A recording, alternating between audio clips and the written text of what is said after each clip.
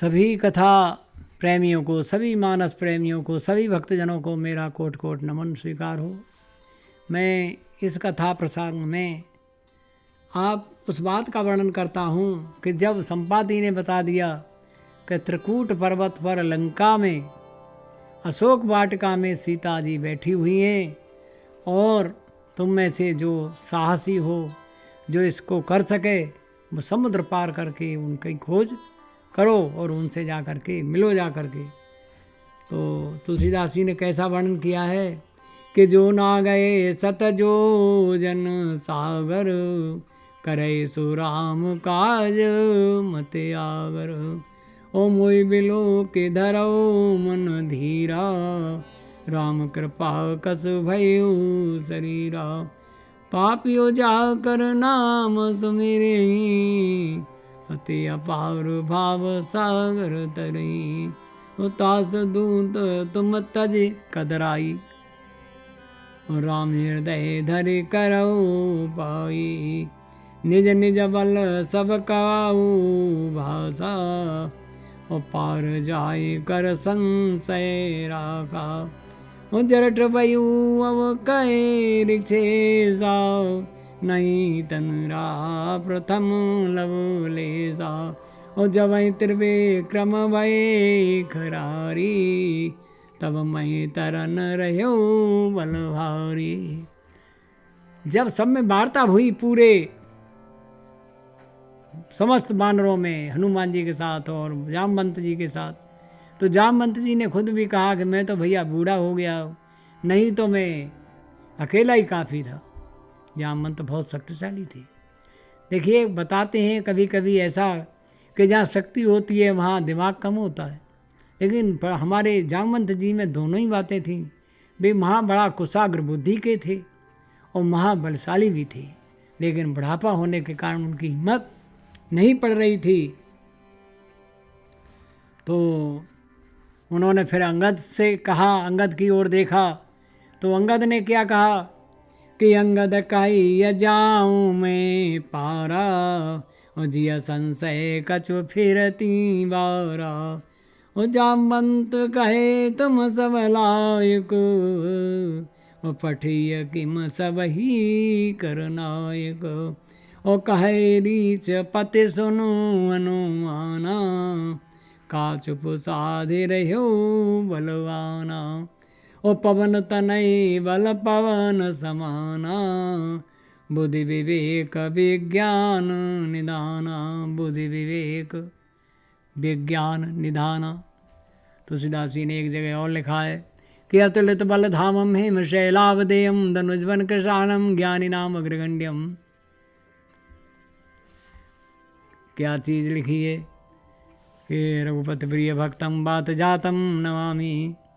हनुमान जी से की तरफ देखा। फिर जामवंत ने जब अंगद से कहा तो अंगद ने कहा कि मैं जा तो सकता हूँ, लेकिन वापस आने में मुझे संशय है, क्योंकि मुझे श्राप लगा हुआ है। वही कथा का है जिसमें कि एक बार किसी सरोवर पर संत समागम हो रहा था और बालपुत्र अंगद वहाँ पहुँच गए। उन्होंने तमाम ऋषियों का सामान लेकर के किनारे से दूसरे फेम जा कर के कूद करके रखे आते थे। वो छलांग लगाते थे समुद्र सरोवर की और उधर पहुंच जाते थे। तो एक ऋषि ने कहा, अरे बच्चे तू बहुत नटखट है, अब तू जरा तो जाएगा लेकिन लौट के नहीं आएगा, मैं तुझे श्राप देता हूँ। लेकिन आपको मालूम है कि मंत्र महामन विषय व्याल के, मेटत कठिन कुंक भाल के। जो राम की कृपा होती है तो सब समस्त श्राप जितने हैं वो नष्ट हो जाते हैं। लेकिन फिर भी उन्हें संशय था। तब उन्होंने हनुमान जी की तरफ देखा कि तुम कैसे चुप साध रहे हो। हाँ, पवन तनय बल पवन समाना, हे बाल, हे पवन पुत्र हनुमान, तुम इतने शक्तिशाली होते हुए भी कैसी चुप्पी साध रहे हो। हाँ, आप में तो बल है, विवेक है, बुद्धि है, विज्ञानी हो, सब कुछ हो। ओ कवन सो काज कठिन जग माही, जो नहीं हो ये तात तुम पाही। राम काज लगे तब अवतारा, सुनत ही भय पर्वताकारा। उन्होंने कहा राम के कार्य के लिए तुम्हारा अवतार ही हुआ है हनुमान, तुम कैसे छुपी सादी। ऐसा सुनते ही हनुमान जी पर्वताकार हो गए। उन कनक बरन तन तेज विराजा, मानहु अपर गिरन कर राजा। सिंहनाद कर बारहि बारा, लीलहि नागे जल दिखाया। सहित सहाय रावण मारी, आनहु यहाँ त्रकूट पारी। क्या बढ़िया बात लिखी है, कितना अच्छा लिखा है तुलसीदास जी ने। कनक बरन तन तेज विराजा, हनुमान जी के शरीर का रंग जो था स्वर्ण जैसा था, बहुत सुंदर थे, सोने की तरह उनके शरीर झलकता था, महाबलशाली थे। और उन्हें भगवान ने इसीलिए बनाया था कि दुष्ट दानवों का वो नरसंहार करें, दुष्ट मार डालें। तो सिंहनाद कर 12 बहुत ज़ोर से खूब उन्होंने अपनी आवाज़ लगाई, सिंहनाद किया हनुमान जी ने। वो ऐसा लगा कि मानो समुद्र सहित नष्ट कर देंगे सबको। और जामवंत मैं पूछूं तो ही, उचत से कावन दीजो मोही।